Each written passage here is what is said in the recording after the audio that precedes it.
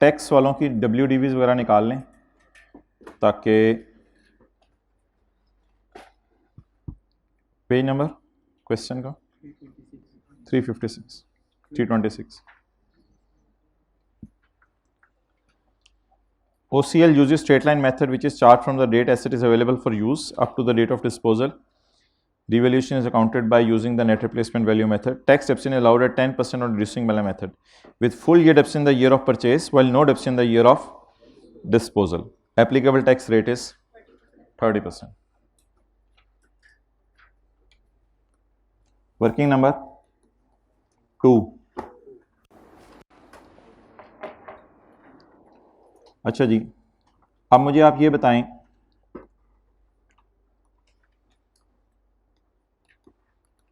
मैं PPE का account बनाने लगा हूं टैक्स वालों की नज़र में। क्या PPE का टी अकाउंट बना लूं टैक्स वालों की नज़र में या उसी तरह रिवैल्यूएशन की एडजस्टमेंट्स कर लूं?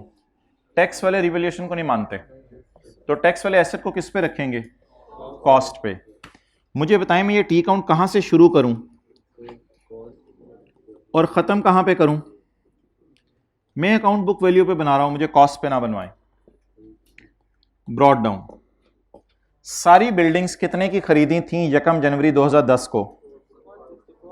164.50। ये बड़ी अच्छी आपकी रिवीजन कराएगा। इसको अगर मैं मल्टीप्लाई करूं 90% से तो ये कब की बुक वैल्यू आ जाएगी? 31/12/10। अब 31/12/11, 31/12/13 और 31/12 नहीं गलत हो गया। 31/12/10, 31/12/11, 31/12/12 और 31/12/13। बोलें जी ओपनिंग बुक वैल्यू 0.93। आपका दिमाग इस तरफ जा रहा है। अब हम वापस अपनी पुरानी कैलकुलेशंस पे आ गए हैं। एडिशंस कोई सवाल में?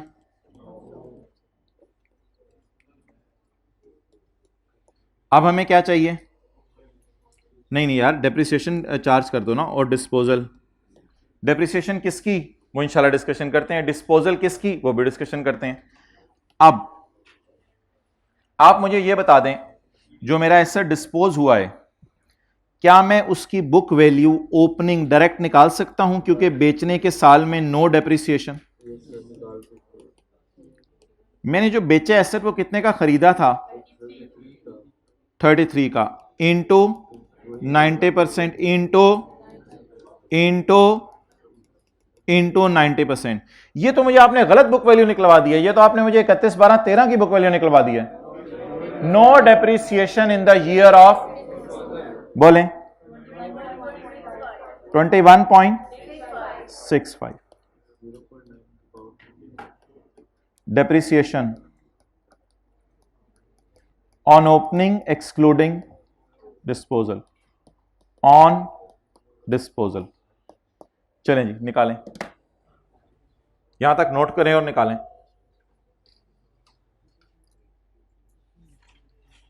पहले ये नोट कर लें।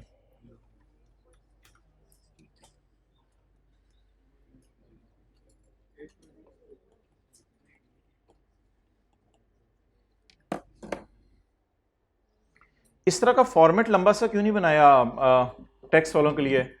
Date, description. टैक्स वाले रिवैल्यूएशन को नहीं मानते। अकाउंटिंग वालों के लिए टी अकाउंट क्यों नहीं बनाया?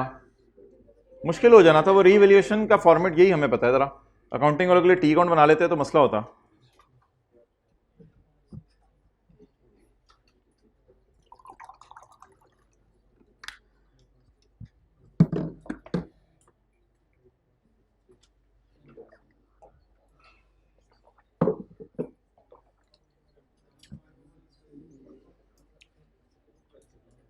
ओके मुझे ये बताएं सारे एसेट्स की ओपनिंग बुक वैल्यू, बिके हुए एसेट की opening book value into 6। There is no depreciation in the year of disposal. किसने जज्बात में आके 21.65 को 10% से मल्टीप्लाई करके 6/12 लगाया था? There is no depreciation in the year of disposal. Depreciation बता दें 8.6 77.65।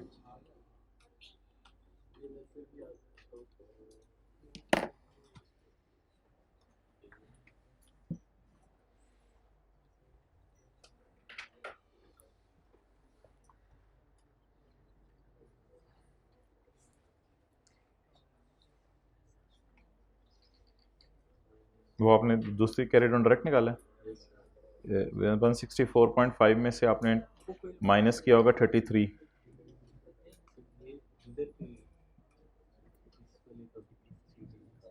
$77.65 डायरेक्ट 164.5 में से आपने माइनस किया होगा 33।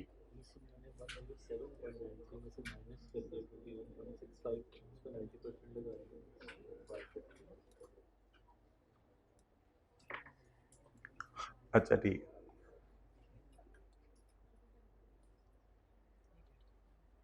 अच्छा ये पता नहीं किसी का मैसेज आया था कि IS-12 में 3 वर्किंग्स होती हैं, current tax, DTL/A as on और टी काउंट। इसके अलावा कौन सी वर्किंग्स होती हैं भाई? वो तो सवाल बताएगा ना, मैं कैसे बता सकता हूँ। प्रोविजन फॉर ग्रेचुटी का अकाउंट है तो उसकी वर्किंग खोल लेंगे, प्रोविजन फॉर डाउटफुल डेट का अकाउंट है तो उसकी वर्किंग खोल लेंगे, कोई फिक्स्ड एसेट का डेटा है तो PPE का अकाउंट खोल लेंगे। तो ये तो सवाल बताएगा और कौन सी वर्किंग्स खोलनी है, सवाल के डेटा के ऊपर है। आप सवाल ज़रा खोल के देखें, पास पेपर का क्वेश्चन 2 किया था, 6 किया था, और सोचें उसमें मैंने कौन कौन सी वर्किंग्स की थी। तो जिस चीज़ का डाटा दिया होता है उसकी वर्किंग करनी होती है। तो इसको कोई सर पे सवार करने की ज़रूरत नहीं है, कौन कौन सी वर्किंग्स करनी होती है वो सवाल का डाटा खुद बताता है। Okay, I am going to close this issue now. अब मैं सारा ज़बानी चलूँगा, बिल्कुल अब सवाल नहीं कराऊंगा। 3 वर्किंग्स है, मैं तीनों की तीनों स्किप कर रहा हूँ। आप लोग थोड़ा सा मुझे गाइड करते रहिएगा। करंट टैक्स की वर्किंग ज़बानी करवाएं। अकाउंटिंग डेप्रिसिएशन कितनी उल्टाएंगे, अकाउंटिंग डेप्रिसिएशन कितनी उल्टाएंगे, तसल्ली से फिगर देखें और मुझे बताएं। 0.765, this is all revision. Accounting depreciation ये उल्टाएंगे। भाईजान इधर अटेंटिव रहें खुदा के लिए। टैक्स वालों की डेप्रिसिएशन कितनी रिकॉर्ड करेंगे? 8.63। और कुछ करंट टैक्स की वर्किंग में करना हो, स्काई ब्लू पट्टी, खुदा के लिए स्काई ब्लू पट्टी। स्काई ब्लू पट्टी में जब मैं P&L बोलूं आपने मुझे रुकवा देना है। जब मैं P&L बोलूं, प्लीज कॉन्सेप्ट्स को खराब ना करें अपने। बिल्डिंग डेबिट, DTL क्रेडिट और सरप्लस इन OCI क्रेडिट। आपने मुझे इसलिए नहीं रोका कि P&L में कुछ गया ही नहीं, अगर गया होता तो रिवर्स करते। ये मैं आपसे सुनना चाह रहा था, ये आपको बताना चाहिए था। करंट टैक्स की वर्किंग और DTL के टी अकाउंट में मैंने आपको 12 कहा हुआ है स्काई ब्लू पट्टी लेके जानी है। ओके, इंशाल्लाह इसको कल भी बार बार रिवाइज करेंगे। और अगली बात, करंट टैक्स की वर्किंग में मशहूर जमाना 2 चीजें बता दें।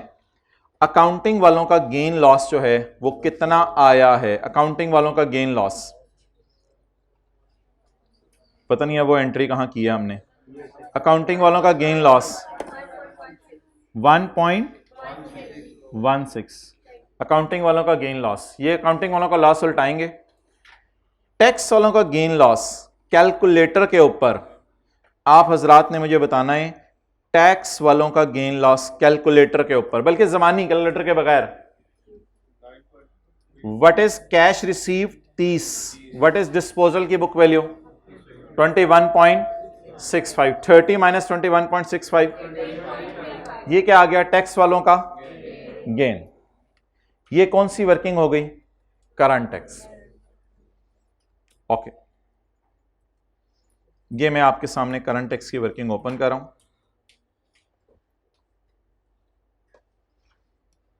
अकाउंटिंग डेप्रिसिएशन उल्टा दी और टैक्स डेप्रिसिएशन 8.63 आई थी। क्या डिस्पोजल का टी अकाउंट बनाना जरूरी है जब हम बड़े हो गए हुए हैं? बड़े हो गए हुए हैं। 30 में 31 वाली चीज बिकी तो अकाउंटिंग लॉस को उल्टा दें। 21 वाली चीज 30 की बिकी तो टैक्स वालों का गेन उल्टाएं नहीं, टैक्स वालों का गेन रिकॉर्ड कर दें। ये जी प्रॉफिट आ गया और ये आपका टैक्स आ गया। अच्छा, अब डीटी निकालने का एक शॉर्टकट तरीका बताया था, इन दोनों का डिफरेंस लेकर आप डीटी डायरेक्ट निकाल सकते हैं, लेकिन नहीं नहीं, हम अभी जाते हैं DTL/A। ये वर्किंग ना मैं दो जगह कर रहा हूं, 31/12/13 की रात को खड़े होके भी और 31/12/14 की रात को खड़े होके भी। कैरिंग अमाउंट्स 138, 112, 138, मादरत ये मैंने नहीं निकाली, 112, ये आ गई जी carrying amount. Tax base 107.93 and 77.65, 107.93 और 77. TTDs DTL brought down, every possible effort करके हमने, अल्लाह का शुक्र है, ब्रॉड डाउन निकाल लिया। ब्रॉड डाउन निकल आया, एफर्ट करके निकालना पड़ा, सवाल में अवेलेबल नहीं था। Brought down 9.08, carry down 10.43। Current tax की वर्किंग और DTL के टी काउंट में स्काई ब्लू पट्टी को लिफ्ट करानी है। स्काई ब्लू पट्टी में जाते हैं और जाके देखते हैं कि डेफर्ड टैक्स की वर्किंग में कोई चीज तो नहीं आनी। ये दो बातें बोलें बार बार, करंट टैक्स की वर्किंग में और DTL के टी काउंट में स्काई ब्लू पट्टी को जाके हमेशा नजर मार के आनी है ताकि कोई चीज हमारी मिस ना हो।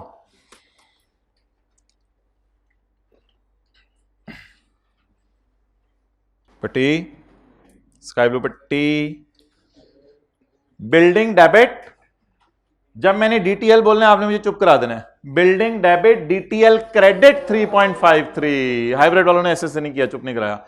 DTL credit 3.53।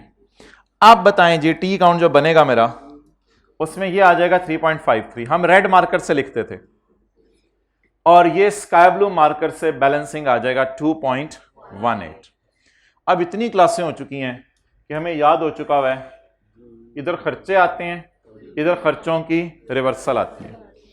अब पकड़ते हैं CT 32.18 और फिर पकड़ते हैं DT 2.18, 32.18, 2.18, 30, रेट लगाया, ये आ गया। आखिरी 10 मिनट में मैंने जैसे आपको CA कराया, आपके ऐसे करवा दें फिर ठीक है। तो ये इस तरह मेरे ख्याल से कराने की जरूरत नहीं थी, ये बड़ा आसान सब कुछ था। तो अब हमारी बस एक रिवीजन रह गई है जो हम अगली क्लास में करेंगे, ताकि ये सारा जो रीवैल्यूएशन है वो जरा थोड़ी सी रिवाइज हो जाए और रिवैल्यूएशन की चीजें हमारे जहन में आ जाए।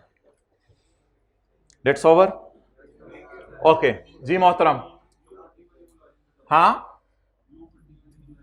हाँ, वो लाइन मैंने ना किताब में लिखी हुई है, वो लाइन आज मैं ढूंढता हूं, वो लाइन मैंने किताब में लिखी हुई है। कहाँ है, किसी को मिली है? ये पेज 362 पे। ये आपने फरमाइश नहीं की थी, लास्ट टाइम भी किसी बच्चे ने फरमाइश की थी, तो मैंने ये नई किताब में डाल दी है। ये लाइन स्काई ब्लू पट्टी, ब्लू पट्टी, ग्रीन पट्टी, ये सारी जो चीजें हैं ये मैंने पेज 362 पे लाइन डाल दी है।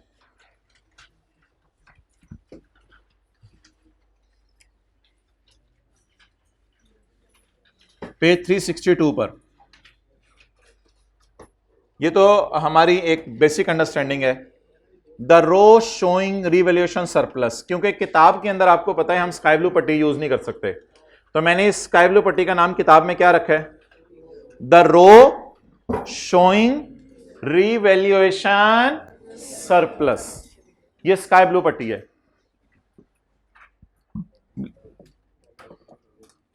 Sky blue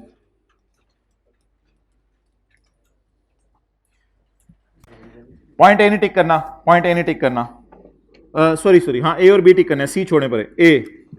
in current tax working reverse revaluation gain and which is recorded on P&L only. ऐसा ही है, जब मैं P&L बोलूं आपने रुक जाना, ये वाली बात से आपको याद आएगा। और स्काई ब्लू पट्टी कहां हेल्प करेगी? इन DTL का T account, find the figure to be taken in this account. तो स्काई ब्लू पट्टी कितनी जगह हेल्प करती है? करंट टैक्स में भी और डेफर्ड टैक्स के टी काउंट में भी। तीसरी लाइन ना पढ़ें। और अब आ गई जी ग्रीन पट्टी। ग्रीन पट्टी यहां लिखी नहीं हुई, इसमें we will shift surplus to trending appearing in depreciation entry and disposal entry. छोड़े पड़े। हाँ बोलो। One by one, one by one, हाथ खड़ा करो। हाँ जी, in defer tax T account, defer tax T account, in defer tax T account,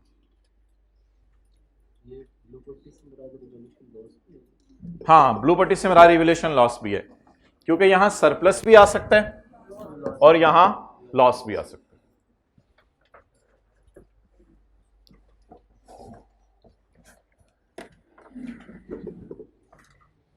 अब जी एक, हाँ जी, अब एक बड़ी इंपॉर्टेंट डिस्कशन होने लगी है, तीन चीजों के हम रिवीजन करने लगे हैं। आईडीसी,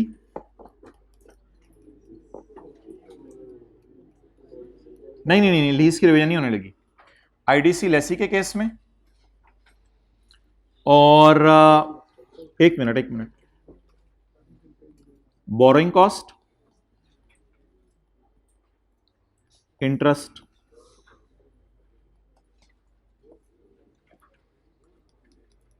और एक्सचेंज लॉस, ये तीन चीजें हैं जी जिनको हम डिस्कस करने लगे हैं।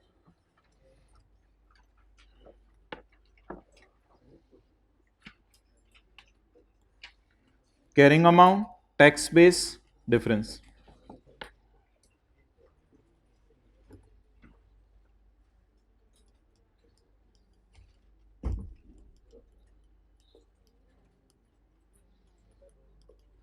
ROU,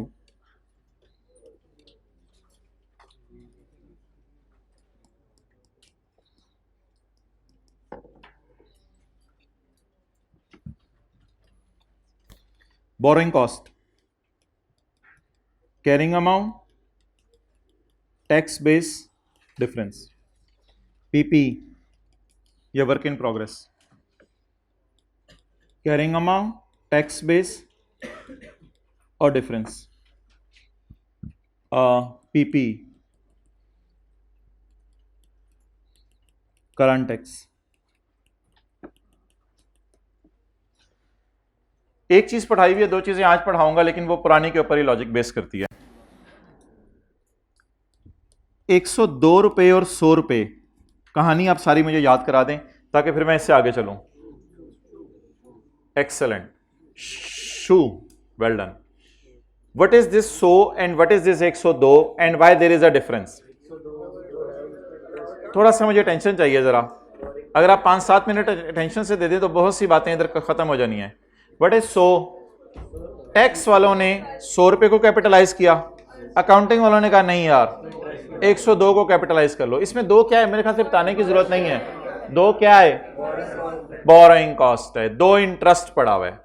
अकाउंटिंग वालों ने इंटरेस्ट को एसेट की कॉस्ट में डाल दिया, टैक्स वालों ने कहा इसको डिडक्शन अलाउ कर लें। तो interest is allowed as deduction when incurred. तो टैक्स वालों ने ये 2 रुपए यहां से उठाए और कहा इसको खर्चे में डाल दो। शू, अल्लाह का शुक्र है, same is for IDC, lawyer की फीस। पीवी ऑफ लीज पेमेंट्स हमने निकाली और उसमें आईडीसी ऐड की, तो ये आरओयू की कॉस्ट निकल आई। पीवी ऑफ एलपी में, पीवी ऑफ एलपी में आईडीसी डाली, इंस्टॉलेशन डाली, ट्रांसपोर्टेशन डाली, तो ये आरओयू की कॉस्ट निकल आई। अच्छा, टैक्स वालों की नजर में, टैक्स वालों की नजर में राइट ऑफ यूज एग्जिस्ट नहीं करता। टैक्स वालों की नजर में राइट ऑफ यूज एग्जिस्ट नहीं करता। ये तो क्यों, उनकी अकाउंटिंग ही डिफरेंट है ना। वो दो चीजें माइनस करेंगे। रेंटल सवाल में नहीं दिए हुए, सवाल में नहीं दिए हुए, सॉरी मुझे नहीं पता कितने हैं। रेंटल सवाल में नहीं दिए हुए। ये 2 रुपए जो ऊपर की टॉपिंग है, ये भाईजान आईडीसी है। Tax authorities will allow lawyer fee to be deducted when paid. आप 100 रुपए की टेंशन ना लें, इंशाल्लाह उसमें परेशानी वाली बात नहीं है। वो लीज का सवाल आएगा, आप खुद ही हैंडल कर लेंगे। 100 रुपए आप मुझे ये ना कहिएगा सर 102 रुपये माइनस करें, भाई ये 100 रुपये कोई पीवी टाइप चीज़ है, वो इंशाल्लाह लीज के आप सवाल रिवाइज करेंगे आपको चीज़ याद आ जाएगी। बस अभी 100 की टेंशन ना लें। मुझे आईडीसी की ट्रीटमेंट बताएं जो 2 रुपये इसमें पड़ी हुई है, वही same treatment. The IDC and interest under IAS 23 are allowed as deduction when paid and if someone is taking tension of this 100 रुपया, लीव इट। वो इंशाल्लाह अकाउंटिंग डेप्शन इंटरेस्ट उल्टा के और रेंटल वगैरह माइनस हो जाएंगे, वो 3-4 सवालों में हमने किया हुआ है, उसकी टेंशन ना लें आप लोग। इसमें 2 रुपए किसकी टॉपिंग पड़ी हुई थी? आईडीसी की। अच्छा जी, now talk about last concept that is exchange loss. Fixed asset आप खरीदते हैं, नोट कर लीजिएगा बाद में, फिक्स्ड एसेट आप खरीदते हैं। जब आप खरीदते हैं फिक्स्ड एसेट तो आप एंट्री करते थे IAS 21 में PP debit payable credit. Payable year and के ऊपर ट्रांसलेट होता था और एक्सचेंज गेन लॉस P&L में जाता था। अकाउंटिंग वाले एक्सचेंज लॉस P&L में लेके जाते हैं, यहां उल्टी करनी है। अकाउंटिंग वाले एक्सचेंज लॉस P&L में लेके जाते हैं, अकाउंटिंग वाले इंटरेस्ट बैलेंस शीट में लेके जाते हैं, अकाउंटिंग वाले आईडीसी बैलेंस शीट में लेके जाते हैं, अकाउंटिंग वाले एक्सचेंज लॉस P&L में लेके जाते हैं। जिन्होंने टैक्स पढ़ा हुआ है, आज मैं पहली दफा उनसे एक बात करने लगा हूं। इससे पहले मैं कहता था जो टैक्स के अंदर आपने पढ़ा हुआ है उसको भूल जाएं। जिन्होंने टैक्स पढ़ा है उनसे मैं एक बात करने लगा हूं। टैक्स की क्लास में एक दफा बिजनेस के चैप्टर में जिस भी टीचर से आपने पढ़ा उन्होंने एक बात की होगी कि फिक्स्ड एसेट अगर फॉरेन लोन से खरीदें तो एक्सचेंज लॉस अगर आ जाए तो एसेट की कॉस्ट में ऐड करना था। टैक्स वाले एक्सचेंज लॉस को एसेट की कॉस्ट में ऐड करते हैं। ये अजीब लोग हैं टैक्स वाले। अकाउंटिंग वाले कहते हैं एक्सचेंज लॉस को खर्चे में, बिल्कुल उल्ट बात होने लगी है। अकाउंटिंग वाले कहते हैं एक्सचेंज लॉस को क्या करो, लॉस है खर्चे में डालो। टैक्स वालों की अजीब दुनिया है। बोंगे कहते हैं टैक्स वाले के क्या करो। अब मिसाल के तौर पे कोई मैंने 100 रुपए का एसेट लिया है, मैंने 100 रुपए का एसेट लिया है। यार तू इधर क्यों नहीं देख रहा, आज आपको कह रहा हूं माद। हाँ, अकाउंटिंग वाले कहते हैं मैंने 100 रुपए का एसेट लिया है। इस 100 रुपए पे मैंने ईयर एंड के ऊपर पेएबल की वजह से एक्सचेंज लॉस आया 2 रुपए का। हमने कहा इसको P&L में डाल दो, खर्चे में डाल दो, खुदा के लिए एसेट में कैपिटलाइज ना करो। टैक्स वालों ने कहा इस 2 रुपए को ना कैपिटलाइज करो। उल्टी बात है, उल्टी बात है। अगर आप मुझे बता दें इसकी ट्रीटमेंट तो कमाल हो जाए। करंट टैक्स में इसका क्या करना है?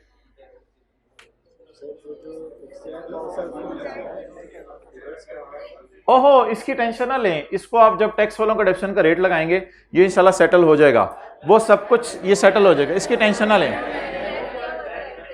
ये 2 रुपए आपको क्यों नहीं नजर आ रहे इधर? ये 2 रुपए नजर आ रहे इधर क्योंकि अकाउंटिंग वालों ने ये खर्चे में डाल दिए हुए हैं। अकाउंटिंग वालों ने एक्सचेंज लॉस, ये 2 रुपए इन्होंने कैपिटलाइज कर दिए और इन्होंने 2 रुपए अब खर्चे में डालने का मतलब है प्रॉफिट तक पहुंचते हुए। अब आप ऐड बैक करेंगे exchange loss already recorded in P&L। जो P&L में ऑलरेडी रिकॉर्ड होगा उससे क्या करेंगे? ऐड बैक करेंगे। क्लियर? ओके।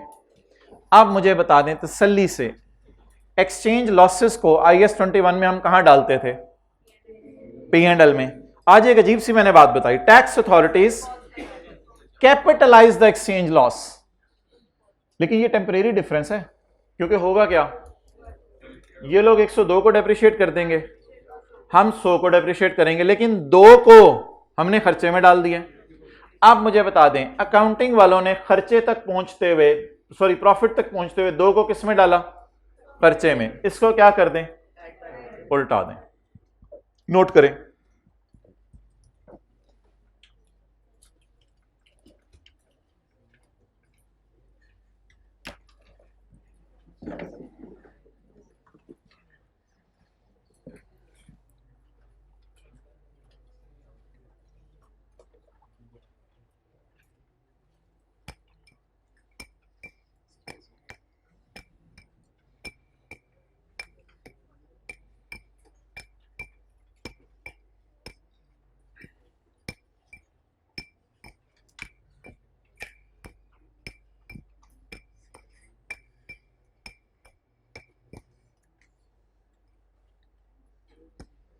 कह रहे हाथ से छूटे, क्लास खत्म हुई। अच्छा जी, नहीं है, असेसमेंट बांटनी है। मेरे कितने नंबर आए हैं? मेरे, अच्छा मेरे नहीं आए। 28.5 ले आओ पेपर। 28. मुझे नहीं पता किसका पेपर है। हाइब्रिड में अहमद बाजवा, अहमद शाहिद। अहमद शाहिद कौन है भाई उस क्लास में? वेल डन, वेल डन यार अहमद, रियली अप्रिशिएट। खड़े हो जाए अहमद शाहिद। अहमद शाहिद, मैं ना आज इनको एक चीज दिखाने लगा हूं, जूम करके आपकी ज़ियारत कराऊंगा। आप लोगों ने इधर देखते रहना है भाई। मास्क उतारें, मैं जूम करने लगा हूं। अच्छा मास्क नहीं उतारना, ठीक है जी। अब बैठे आप ज्यादा जूम होंगे। ये व्हाइट शर्ट वाले भाई के पीछे एक ब्लू शर्ट में, चेक वाली शर्ट में भाई बैठे हुए हैं। ओके चलें जी, वापस आ जाएं, ये उनको पहुंचा दीजिएगा। और इसके बाद सेकंड नंबर फिजिकल में 28.25। दो बस ठीक है, काफी हो गया। दो हैं वैसे 50-50 के। ताहा नईम कौन है? ताहा नईम, वेल डन भाई।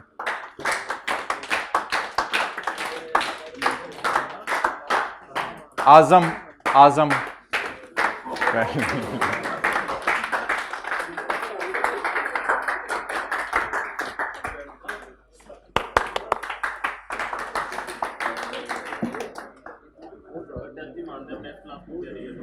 ओके।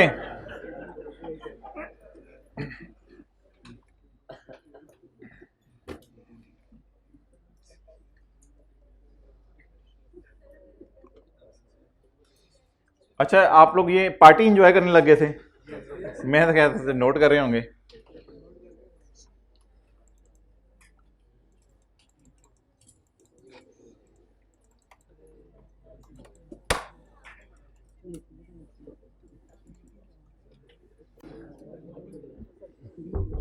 हाइब्रिड वाले साथ वाले के सर पे हाथ रखें। बेटा तू भी कभी यार हमें खुश करा, नंबर ले। रखें रखें साथ वाले के सर पे हाथ, कभी तू भी इनाम ले, कोई हम भी 25-25 रुपए वाला कोई समोसा खाएं। भाईजान आप उधर ही चले जाएं, आप उधर ही चले जाएं, इधर आ जाएं वापस, थोड़ा सा स्टेयरिंग सीधा करें।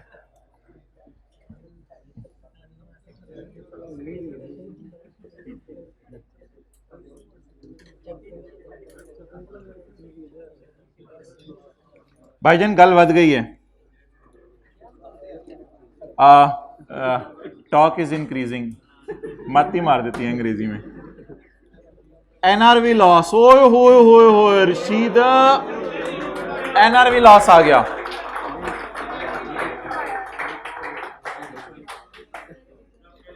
इन्वेंट्री क्या लिखूं? नहीं नहीं वो नीचे वाली लाइन में कर लेना, इसमें क्या है यार, हद होगी। नहीं बड़ा कुछ नहीं होता यार।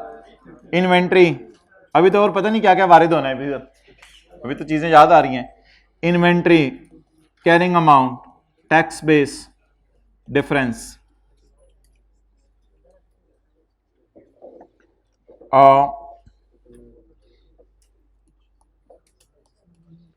थोड़ा सा सोचें बैक एंड पे, क्या वजह इसकी?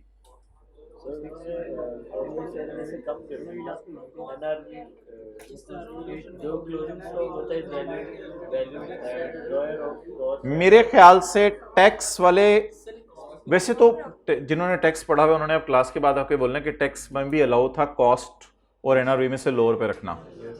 लेकिन इस डेटे से मैं आपको बताना ये चाह रहा हूं, थोड़ा सा मैं डेटा भी एज्यूम करूंगा।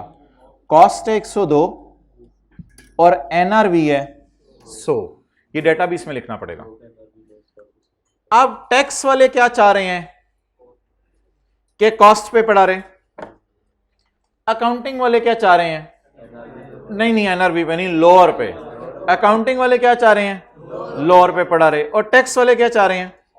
कॉस्ट पे पढ़ा रहे। जरा सोचें, पीबीटी तक पहुंचते हुए अकाउंटिंग वाले जब कॉस्ट से एनआरवी पे लाए होंगे तो उन्होंने बिल्कुल इस तरह का सिनेरियो बन रहा है, एक्सचेंज लॉस वाला 100% बन रहा है। जब वो लोग 102 से 100 पे लाए होंगे तो अकाउंटिंग वालों ने 2 रुपए का एनआरवी लॉस रिकॉर्ड किया होगा। इसकी एंट्री बता देता हूं, अकाउंटिंग वालों ने एंट्री की होगी cost of sale debit inventory credit. Accounting वालों ने लॉस रिकॉर्ड किया होगा, क्या किस नाम से? एनआरवी लॉस के नाम से। टैक्स वाले कहते हैं कोई नहीं, ये 102 रुपए फिर कभी माइनस कर लेंगे जब कभी एसेट बिकेगा। अगले साल अगर एसेट 110 का बिक गया तो उसमें से 102 माइनस कर लेंगे, ये तो कॉस्ट ऑफ सेल में चला जाएगा, कोई मसला नहीं। टैक्स वाले कहते हैं 102 को माइनस कर लेंगे फिर कभी। तुम लोग अभी 100 और 102 का डिफरेंस दो, व्हाट इज दिस दो? टैक्स वाले क्यों आसमानों पे पहुंचे हुए हैं? इन्होंने कॉस्ट पे रखा हुआ है, हम क्यों जमीन पे गिर गए? हमने लोअर पे रखा हुआ है। जरा सोच के बताएं, करंट टैक्स तक कुछ, सॉरी पीबीटी तक कुछ हो चुका है या हमने अभी करना है? हो चुका है। कौन सा लॉस रिकॉर्ड हो चुका है? NRV loss. जैसे पिछले सवाल में एक्सचेंज लॉस रिकॉर्ड हो चुका था। अब जरा सोच के बताएं इसे करंट टैक्स की वर्किंग में क्या करें? ऐड करें या लेस करें? ऐड बैक कर दें।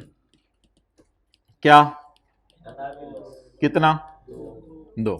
इसको उल्टा दें। टैक्स अथॉरिटीज अगर ये कह दें कि एनआरवी लॉस माइनस करने की इजाजत नहीं है,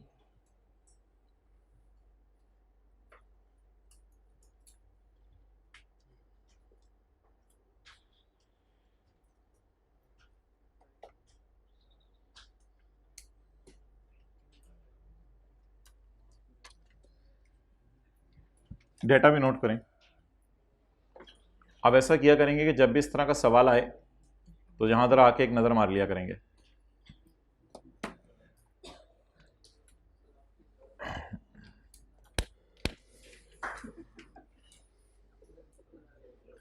जी मोहतरम, IS 12 वाला तो फारग है। अब बरकत के लिए शायद मैं मंडे को थोड़ा सा पढ़ाऊं। IFRS 8 शुरू होना है अब। ओके अच्छा,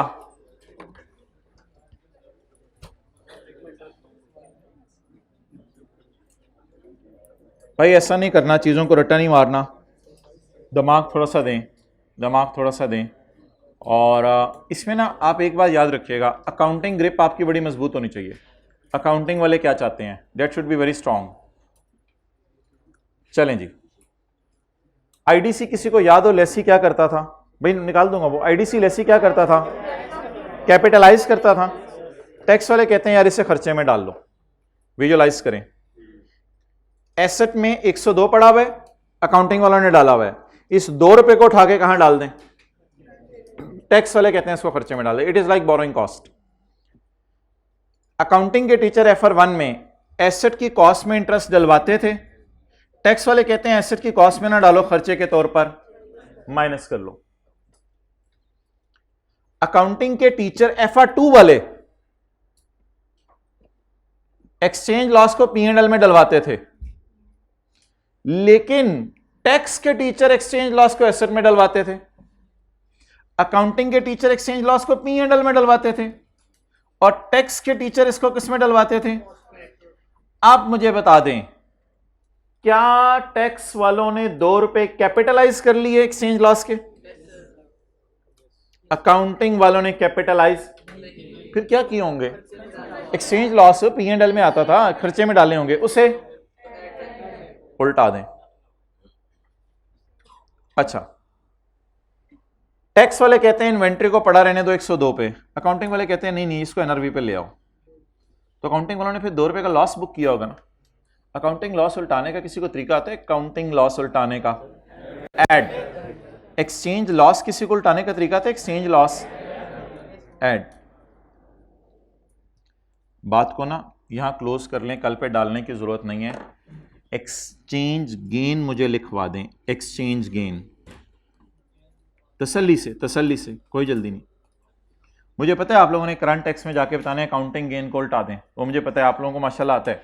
अकाउंटिंग गेन को उल्टा दें, वो आप लोगों ने मुझे बताना है। जैसे अकाउंटिंग गेन को पहले कभी उल्टाते हैं, थोड़ा सा सोच के ना मुझे